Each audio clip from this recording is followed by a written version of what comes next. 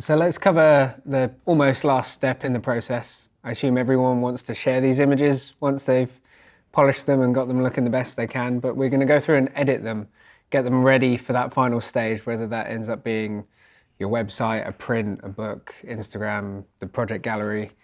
So I've picked out the two that I've decided are kind of the most successful from the sequences, and we're going to go ahead and actually edit these. For me, there are only, I'd say kind of three main things that I would look at when I'm editing. Really is kind of the exposure. Obviously you want the image to be nicely exposed if it isn't perfectly exposed in camera. Clarity and split toning.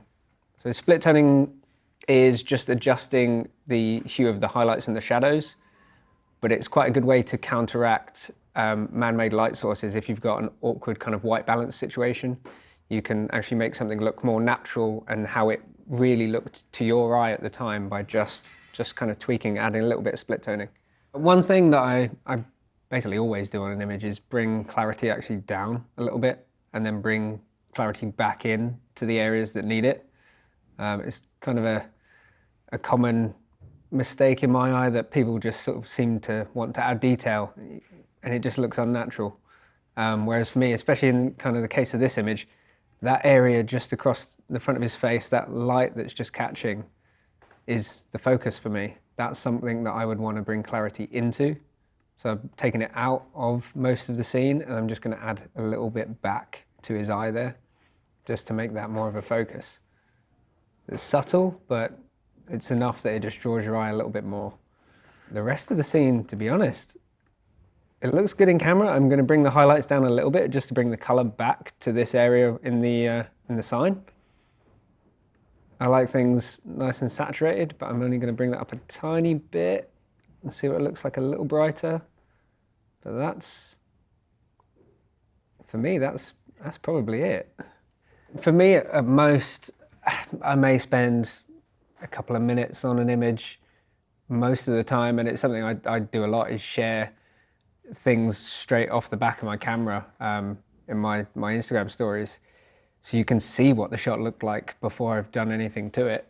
If the shot needs kind of more than a few minutes of editing, then I really think you're trying to create something that wasn't there to begin with. I may, in some cases, I guess, sort of tweak images in 2 or 3 different ways. They may only be, again, kind of what I've done here, really subtle changes, but I may do a couple of different versions of that because I know the platform that I'm going to share my images on, and until I get this, say this photo onto my phone and actually see it the way everyone else is going to see it, I don't know how it's really going to look. So we'll go through and edit the picture of the cop here. This is one that's actually going to probably take a little more. I can be kind of indecisive, so I might do things to this. I may adjust the curves here and then actually decide I don't like that and backtrack. But again, I like color, so I'm going to bring the saturation up a little bit. I'm going to bring the clarity down a little bit. But once I'm actually going to do a kind of a local adjustment, I'm just going to bring his back up a little bit, just to make a bit more of a point of the point of his jacket there.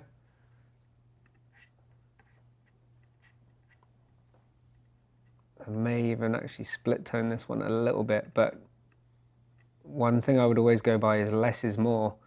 And while I'm doing this, I'm just staring at the image, just seeing what looks natural. See, there's a point in the middle there where the split toning just doesn't look like real life to me. So it's where the actual spill of the light makes sense. So being a bit warmer, because there's so much yellow in the scene, doesn't seem unnatural in this case.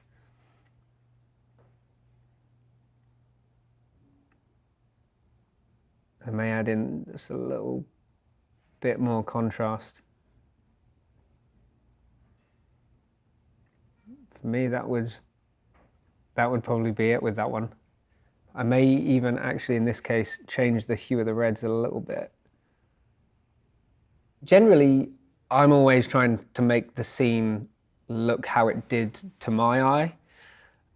Whether or not I've got a kind of romanticized vision of the scene in my head, and I'm actually moving it more towards what I thought it looked like than what it actually looked like, there's no way to know. But I'm always kind of thinking about what looks natural, what looks real.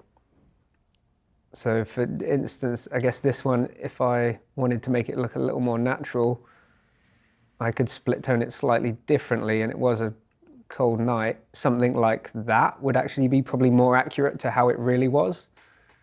So yeah, just a little bit of split toning can go a long way, but you have to be aware of what's going to be natural. In this case, I've done 2 different versions of the split toning, so I'm actually going to export the version as it is now, and just to give myself the other option, I'm going to bring things back a little bit warmer, make more of a point of that yellow light, and export that version as well, and then see how they look on my phone, and then I can make that final decision before I actually share the image. So I've exported some images. I tend to keep just a folder on my desktop of kind of final exports. I'm going to airdrop these over to my phone.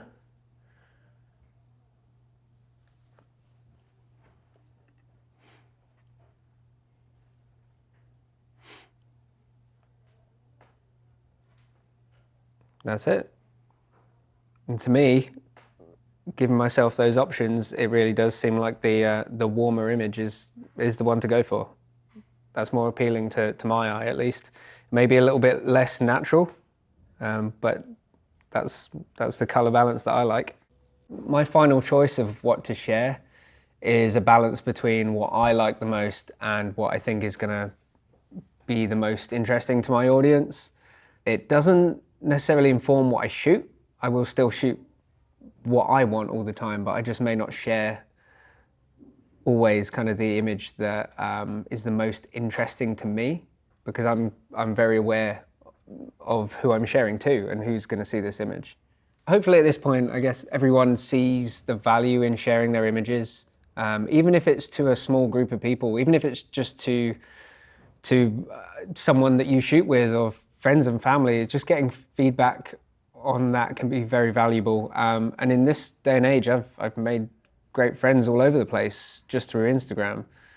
Those connections have led to me traveling to places that I wouldn't have traveled to, and kind of seeing things in new cities that I wouldn't have seen otherwise. Even if it's as simple as telling me what's the good places to go and eat. A lot of times through those connections, I'll find out about little events or things going on, or interesting spots that are temporary that I can go and shoot that I would never have found out about otherwise. Like any kind of niche community, street photography is quite close. People generally are kind of rooting for each other. It's good in a way that people aren't so protective about things that they've seen. I know that there's only a couple of other street photographers in Cambridge where I shoot, but if we've passed something really good that day and we bump into each other, we'll say what's going on, what we've seen, and sort of share those tips. So now is your turn. I encourage you to share what you've shot. It doesn't have to be tomorrow. It doesn't have to be the second you finish this class. You don't have to go out and shoot and then instantly share that stuff. Give yourself some time to work on these tips.